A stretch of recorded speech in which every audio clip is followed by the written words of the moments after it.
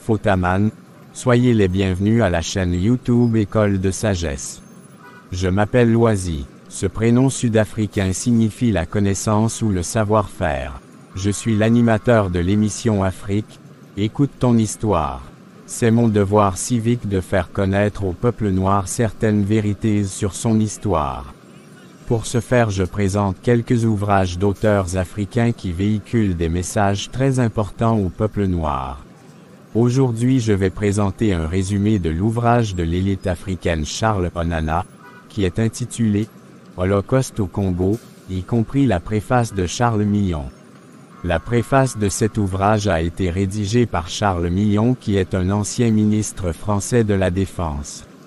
Voici l'une de ses citations qui décrit en partie la situation du Congo. Je cite: « L'histoire actuelle du Congo-Kinshasa RDC demeure obscure pour nombre de nos contemporains. Trop loin, trop compliqué, trop forestier.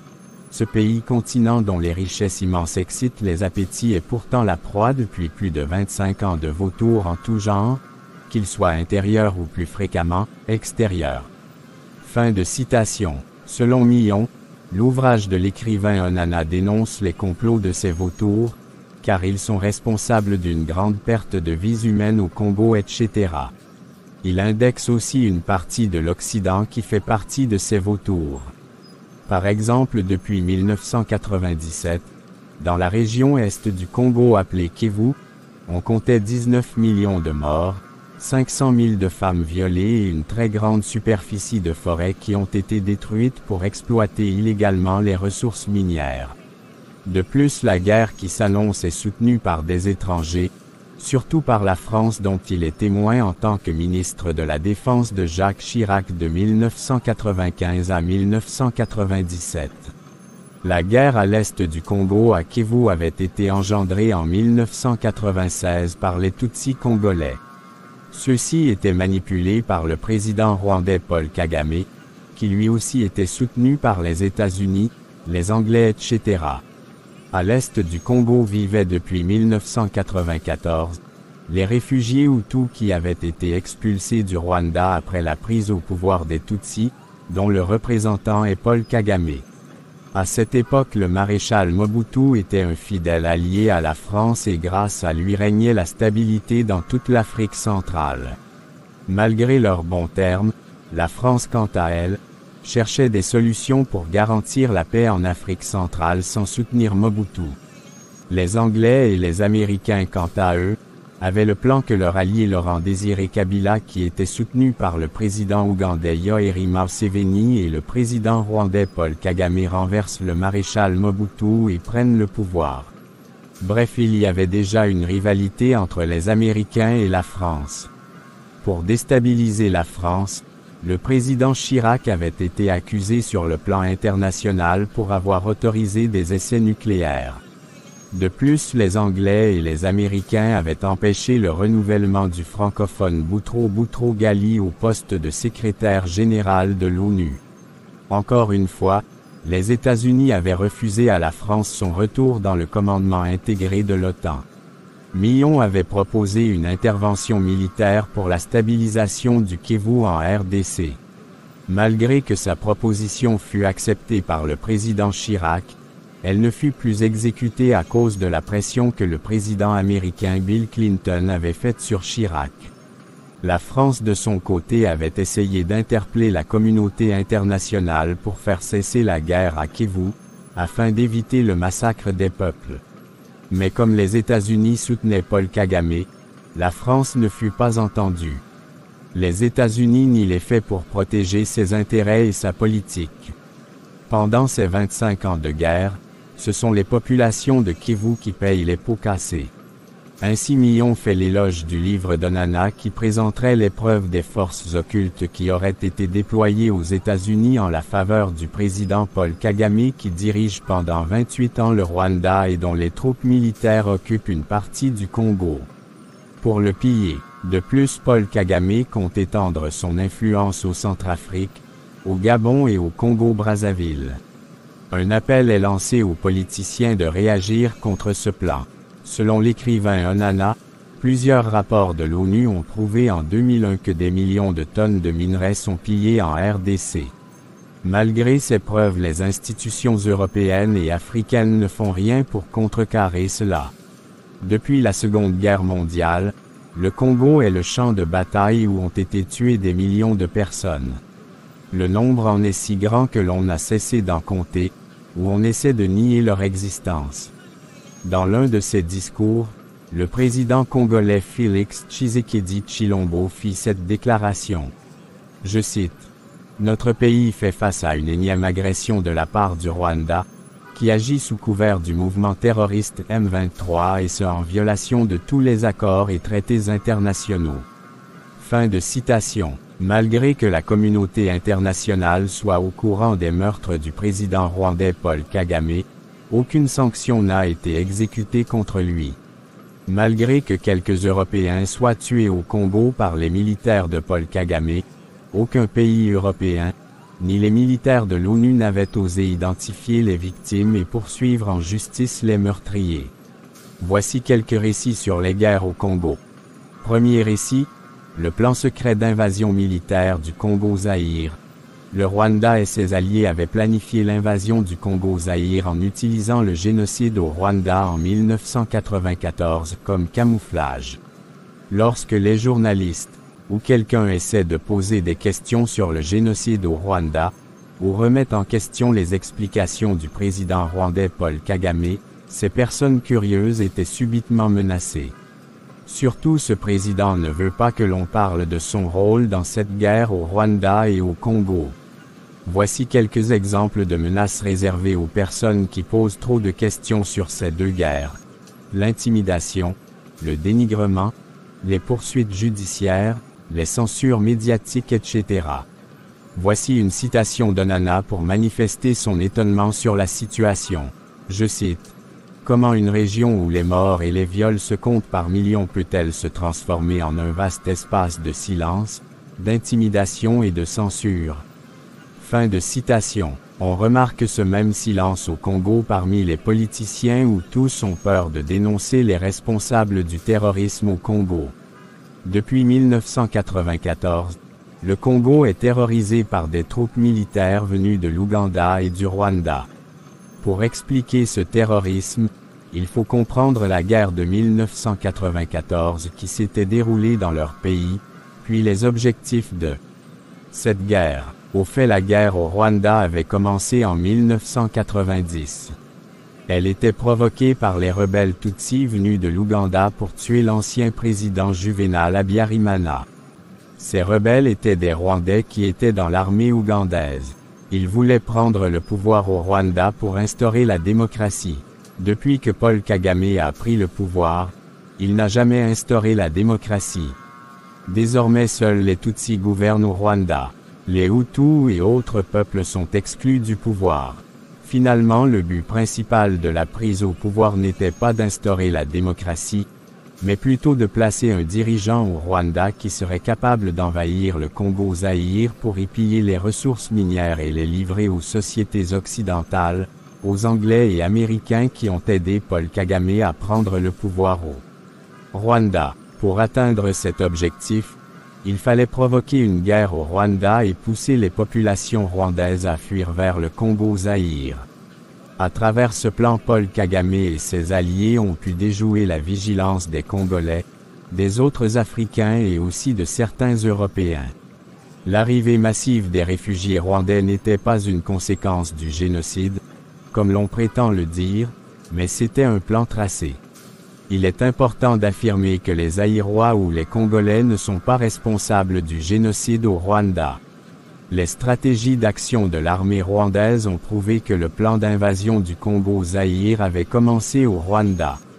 D'abord, l'armée rwandaise attaquait les populations rwandaises et les refoulait à l'ouest vers la frontière du Congo-Zaïre en bloquant les passages aux réfugiés à la frontière à l'est entre le Rwanda et la Tanzanie. Lors de ces attaques, l'armée de Paul Kagame avait massacré les populations rwandaises. Par exemple, les réfugiés étaient fusillés, ou découpés à la machette, ou noyés vivants dans le fleuve Akagera. La majorité des réfugiés rwandais étaient des Hutus. L'armée de Paul Kagame est connue sous les noms de FPR et APR. Pour mieux camoufler leur plan d'invasion du Congo-Zaïre, Paul Kagame va mentir que les Hutus sont ceux qui ont commis le génocide au Rwanda et qu'ils se sont enfouis avec leurs bagages et armes au Congo-Zaïre avec l'aide de la France. Il prétend qu'il faudrait trouver un moyen pour les faire partir pour garder la sécurité du Rwanda. Malheureusement, les autorités du Congo-Zaïre avaient cru aux propos de Paul Kagame et avaient longtemps cherché des solutions contre les soi-disant génocidaires Hutus. Même la communauté internationale avait cru en ce mensonge de Paul Kagame. Après l'expulsion des réfugiés hors du Rwanda, Paul Kagame avait lancé un appel aux Tutsis de revenir s'installer au Rwanda. Paul Kagame et son armée soutenue par l'Angleterre et les Américains avaient refusé que l'armée de l'ONU intervienne au Rwanda pour stopper le génocide. Deuxième récit, le déploiement militaire anglo-américain au Rwanda. L'intervention militaire en juin 1994 au Rwanda dirigée par la France selon l'accord 929 du Conseil de sécurité des Nations Unies fut critiquée par des opposants, sans qu'il n'ait des preuves pour justifier leurs critiques. L'objectif de ces opposants était de détourner l'attention du public de Paul Kagame et de ses alliés américains qui étaient responsables sur le génocide au Rwanda de 1994. L'opération militaire française était appelée Opération Turquoise, mais à la grande surprise de la communauté internationale et de quelques membres importants du gouvernement américain, le président américain Bill Clinton avait annoncé le 22 septembre 1994 une opération militaire américaine au Rwanda du nom de Support Hope qui, selon lui, aurait été une mission humanitaire. En fin de compte, c'était une opération militaire clandestine dont le Conseil de sécurité des Nations Unies et autres forces multinationales ignoraient. Ce qui est surprenant est que l'intervention de l'armée américaine avait eu lieu pendant les périodes où il n'y avait plus de danger au Rwanda, puisque le gouvernement Hutu fut vaincu par Paul Kagame et ses hommes le 12 juillet 1994. Grâce aux recherches et aux réflexions au sujet de l'intervention discrète de l'armée américaine au Rwanda, l'on peut constater qu'il y avait une motivation louche qui se cachait derrière. Les forces militaires australiennes, néo-zélandaises et anglaises étaient aussi présentes au Rwanda en tant qu'alliées des États-Unis. Selon le renseignement militaire français, ces forces militaires étrangères étaient bizarrement positionnées à la frontière entre le Rwanda et le Zaïre. La question qui se pose est pourquoi ces forces militaires étrangères n'étaient pas présentes au Rwanda. Au début du génocide, au vu du déroulement des choses, il est à comprendre que la présence tardive de cette intervention militaire étrangère servait à soutenir les rebelles de Paul Kagame pour renforcer leur pouvoir. Finalement, le président américain s'était trahi en disant qu'avant que les troupes américaines apportent des aides humanitaires au Rwanda, la communauté internationale devrait d'abord convaincre les réfugiés Hutus résidant au Zaïre de retourner au Rwanda. Donc l'aide américaine au Rwanda était conditionnée par le retour des Hutus au Rwanda. Les tentatives de réconciliation du peuple rwandais sont confrontées à plusieurs problèmes. À ce sujet, les ennemis des Hutus veulent qu'ils soient poursuivis comme étant des génocidaires au Rwanda pendant que d'autres opinions sont d'avis qu'on poursuive aussi bien les Tutsis que les Hutus responsables du génocide. Le renseignement américain du 11 août 1994 a évoqué deux points essentiels qui sont l'Est du Zaïre et le président congolais Mobutu. Selon l'opinion américaine sur ces deux points, il est à comprendre que les États-Unis étaient responsables depuis le 1er octobre 1990 avec la complicité du président ougandais Yoweri Museveni de la chute du gouvernement Hutu à travers l'invasion des rebelles de Paul Kagame qui se trouvaient à cette époque en Ouganda. Voici une citation sur la formation terroriste que Paul Kagame avait eue aux États-Unis. Je cite. En effet, Paul Kagame a suivi dans le centre de formation de l'armée américaine de Fort Leavenworth au Kansas une formation relative à la guerre révolutionnaire qui contenait des modules sur les opérations psychologiques ou guerre psychologique. L'arrivée de Paul Kagame dans ce centre date précisément du mois de juillet 1990. Fin de citation. L'Ouganda avait été récompensé par les États-Unis au début des années 1990 pour sa coopération. L'Ouganda avait aidé les États-Unis pour l'invasion des rebelles de Paul Kagame au Rwanda et aussi pour le déploiement clandestin des forces militaires américaines au Rwanda après le génocide.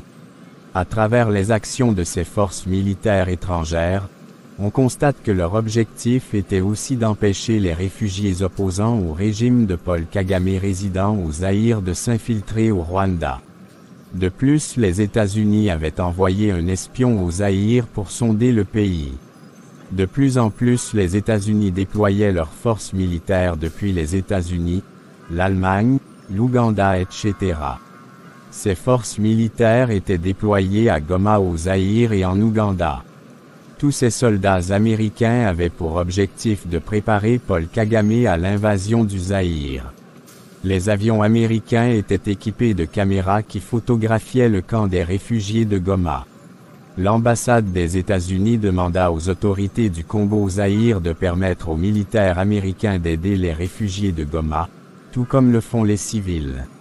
Les autorités zaïroises acceptèrent sans savoir que c'était un piège. À travers l'accord des autorités zaïroises, les services de renseignement américains circulaient sans problème sur le territoire zaïrois, or ils préparaient discrètement la chute de Mobutu et permettre l'invasion de Paul Kagame au Zaïre.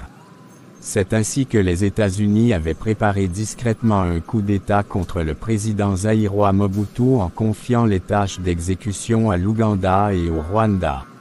Troisième récit, la traque des génocidaires ou l'alibi de Paul Kagame.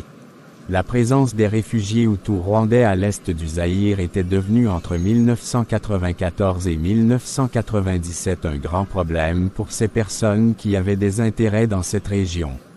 Ces personnes sont les États-Unis, la France, le Haut Commissariat des réfugiés encore appelé HCR, les exploitants miniers et Mobutu. Très vite la France s'est écartée de ce jeu d'influence, car elle ne voulait pas s'affronter aux États-Unis ni au Zaïre, ni au Rwanda. Paul Kagame avait été invité aux États-Unis pour parler de la réconciliation nationale avec les réfugiés hutus. Paul Kagame était contre cela, car le grand nombre de Hutus sur les Tutsis pourrait l'empêcher de gagner les élections présidentielles. Paul Kagame voulait des aides financières et en armement. Compte tenu du problème ethnique non résolu, l'ONU avait décrété contre le Rwanda un embargo sur les armes. Cet embargo sur les armes n'avait pas affecté le Rwanda, car l'Ouganda livrait des armes au Rwanda, et l'Ouganda quant à lui recevait assez d'aide militaire de la part des États-Unis.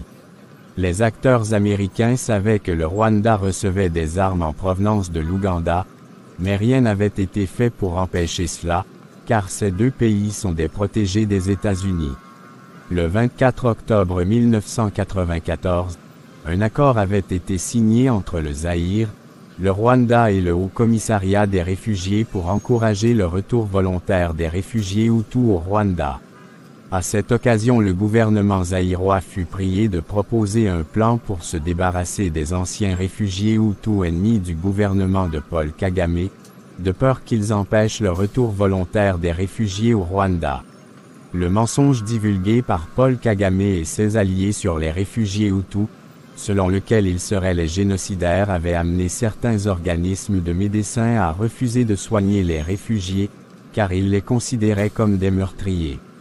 La présence prolongée des réfugiés rwandais à Kivu ne plaisait pas les exploitants miniers, y compris les États-Unis qui voulaient aussi exploiter les minerais puis se débarrasser de Mobutu. Paul Kagame était aussi devenu impatient, car il voulait exécuter son plan d'invasion du Zaïre et exploiter aussi les minerais de Kivu. Paul Kagame, ses alliés américains et certaines organisations internationales propagèrent deux mensonges sur les réfugiés hutus au camp du Zaïre. Selon ces deux mensonges, ces réfugiés seraient des génocidaires et les anciens membres du gouvernement hutu seraient en train de préparer une invasion au Rwanda. Le Rwanda utilisa ces deux mensonges pour faire lever l'embargo sur les armes qui fut décrété contre lui. Cet embargo sur les armes fut levé provisoirement pour 1 an. C'est grâce à la levée de cet embargo que les autorités zaïroises avaient compris le plan d'invasion de Paul Kagame et de ses alliés. Pour empêcher cela, le premier ministre zaïrois Ken Gowon avait pris seul la décision le 19 août 1995 de renvoyer les réfugiés rwandais dans leur pays. Cela fut considéré comme un scandale. Mais ce qui est surprenant est que les États-Unis avaient toujours encouragé l'exil des Rwandais au Zaïre, au lieu d'empêcher Paul Kagame à continuer le génocide.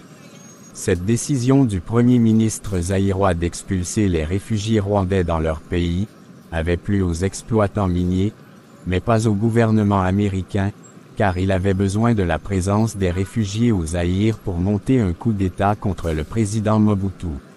Une semaine après le début des expulsions des réfugiés, le président Mobutu demanda à son premier ministre de suspendre ces expulsions. Voici une citation du président Mobutu qui explique pourquoi il devrait s'aligner sur la décision des Américains. Je cite: « J'ai demandé à Ken Gowon de s'asseoir à la décision de renvoyer les réfugiés au Rwanda, car je suis en proie à de fortes pressions et certaines ressemblent carrément à du chantage. » Fin de citation. Malheureusement, le président Mobutu et son premier ministre Ken Gowon avaient de différents objectifs. Quand Mobutu s'efforce à plaire à la communauté internationale pour consolider son pouvoir, son premier ministre, lui de son côté, cherche l'appui des Occidentaux pour prendre le pouvoir. Il essaya de trahir le président Mobutu auprès des Occidentaux, qui malheureusement pour lui, ne pouvaient pas l'aider dans ses ambitions politiques. Paul Kagame donna le premier ultimatum à la communauté internationale de mettre fin au danger que constituent les réfugiés génocidaires pour le Rwanda, sinon il agirait de lui-même.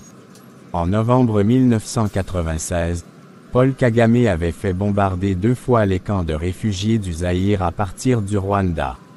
En moins de quelques jours, le camp de réfugiés s'était transformé en un camp de mort. Cela n'inquiéta ni les Américains, ni le Haut-Commissariat de réfugiés. Quant aux dirigeants de l'Union européenne, ils divulguaient dans les médias seulement l'instabilité de l'Est du Congo et le danger que représentaient les génocidaires pour la sécurité du Rwanda. L'armée rwandaise attaqua aussi les citoyens congolais. Une fois de plus, les autorités zaïroises s'étaient laissées distraire par des négociations et discussions inutiles. Le 4e récit, la chute du président Mobutu, consacre l'invasion du Congo-Zaïre. L'invasion du Congo-Zaïre fut une réussite totale, car les dirigeants zaïrois avaient cru aveuglément à la bonne foi de leurs alliés américains et européens. Les autorités zaïroises ne savaient pas quelles étaient les prochaines victimes de coup d'État qui commença au Burundi en octobre 1993 avec le meurtre du président Hutu Melchior Ndadaye, ensuite en 1994 au Rwanda avec le meurtre des présidents Hutu Juvenal Habyarimana et Cyprien Ntaryamira du Burundi qui était le successeur du président Melchior Ndadaye. Les objectifs de l'invasion du Congo-Zaïre étaient de déstabiliser et de piller les minerais de ce pays. C'est pourquoi les États-Unis avaient soutenu cette invasion depuis la chute du président Mobutu et de son successeur Laurent-Désiré Kabila en 2001.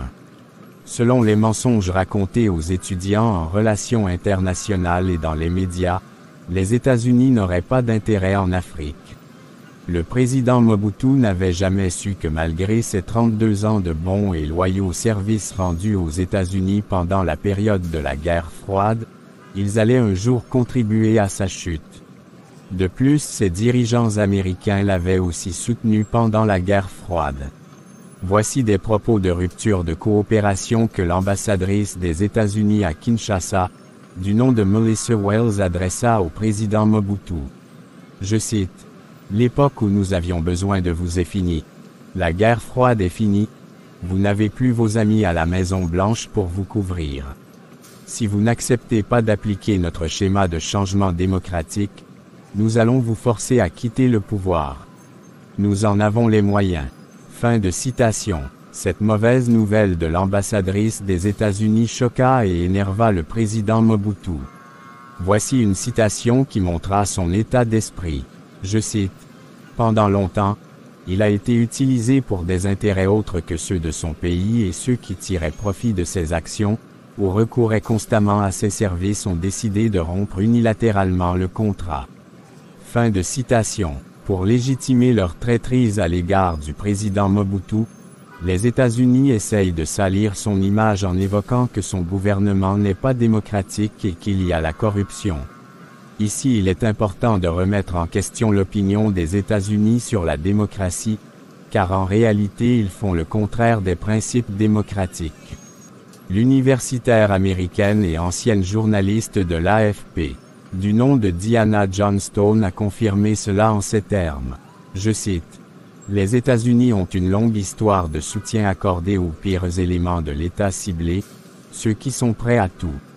En Serbie, les États-Unis ont apporté un soutien politique et militaire aux criminels endurcis. Dans les pays musulmans, les États-Unis ont soutenu et armé des fanatiques islamistes. En Ukraine, la campagne anti-russe s'est appuyée sur des milices nazies. » Fin de citation. Il faut reconnaître que le président américain Bill Clinton avait mis ses espoirs sur Paul Kagame, pour sécuriser les intérêts des États-Unis en Afrique. C'est pourquoi le président Mobutu devrait quitter le pouvoir pour ne pas représenter un danger. Pour eux, les États-Unis veulent étendre leur puissance dans le monde entier, c'est pourquoi ils s'intéressent aussi à l'Afrique. Cette citation dévoile les intérêts des États-Unis pour l'Afrique. Je cite. « Premièrement, nous cherchons à intégrer pleinement l'Afrique dans l'économie mondiale pour permettre à la population de bénéficier de la croissance économique et assurer les possibilités de commerce et d'investissement pour nos propres citoyens. Deuxièmement, nous devons protéger les États-Unis des menaces contre leurs intérêts nationaux émanant d'Afrique. » Fin de citation. Au mois d'août, de septembre 1996 et le 18 octobre 1996, des militaires rwandais avaient été infiltrés sur le territoire zaïrois avec l'aide des États-Unis pour attaquer Mobutu. Parmi ces militaires comptaient les Tutsis rwandais, les Ougandais et les Angolais. Mobutu essaya quelques tentatives de négociation pour résoudre le problème de réfugiés au Zaïre, sans toutefois savoir que les dirigeants américains avaient déjà décrété sa chute. Le porte-parole des terroristes du Zaïre était Laurent Désiré Kabila. Il faisait partie du mouvement de l'AFDL. Le mouvement AFDL comportait les Tutsis zaïrois et les opposants du régime de Mobutu. Ces Tutsis zaïrois étaient aussi appelés les Banyamulenge. Le conseiller français de Mobutu l'avait averti du danger que représentaient les rebelles zaïrois. De plus, il ajouta que ces rebelles étaient soutenus par les États-Unis, le Rwanda et l'Ouganda. Cinquième récit, les guerres de Kagame et de ses Banyamulenge en RDC. Voici une citation qui évoque l'impact des Tutsis du Congo, encore appelés les Banyamulenge, dans les guerres en RDC. Je cite, « Et, à chaque fois, on s'aperçoit que le soutien militaire du régime de Paul Kagame et de certains lobbies en Occident leur est continuellement acquis.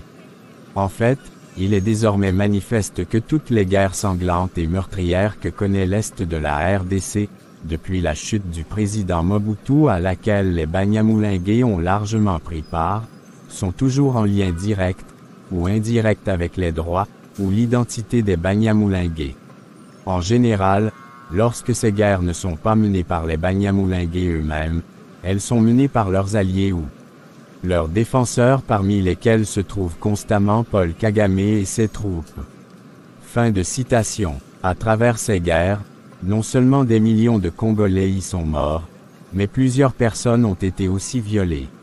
Nous sommes arrivés presque à la fin de l'émission. Dans l'ouvrage Holocauste au Congo, il a été décrit chronologiquement les étapes de la planification de la guerre contre le Congo-Zaïre. Cette guerre fut menée par l'actuel président rwandais Paul Kagame et ses alliés comme par exemple les États-Unis, le président ougandais Yoweri Museveni, les Occidentaux, les médias et certaines organisations occidentales, etc. Il est à noter que les exploitants miniers y ont aussi trouvé leur profit dans ces guerres. Le génocide au Rwanda fut le prétexte pour masquer la planification de l'invasion du Congo-Zaïre.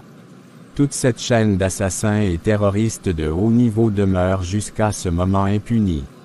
Vous, la communauté africaine, que pensez-vous de ces faits? Voudriez-vous continuer à être des holocaustes pour ces entités diaboliques qui ont remplacé le vin par votre sang pour se saouler la gueule? Allez-vous continuer à commettre la même et grave erreur comme le feu président Mobutu qui considérait ces nations industrialisées comme des bienfaiteurs, ou des humanistes, ou des gens loyaux? Africains de toutes les nations, vous êtes frères et sœurs. Dans la tradition africaine, les frères ou les sœurs ne se combattent pas, mais ils s'unissent pour combattre leurs ennemis qui essayent de les diviser et les considèrent comme des objets. Je vous rappelle d'acheter ce livre sur Internet ou bien de vous faire conseiller par le camarade Yves Kwaté Wabo, qui gère la bibliothèque Kamasofia au Cameroun. Cela vous permettrait de connaître en profondeur les messages vitaux de l'ouvrage. Vous pouvez le contacter sur ce numéro 00237986533232. Je vous souhaite une bonne semaine avec ce message puissant du feu président nigérien anticolonialiste du nom de Seni Konché et avec cette belle photo de frites de banane plantain. Je cite: « Même si on doit manger du sable, la défense de notre territoire est d'abord une affaire de Nigériens. » Fin de citation. Le mot nigérien peut être aussi remplacé par africain.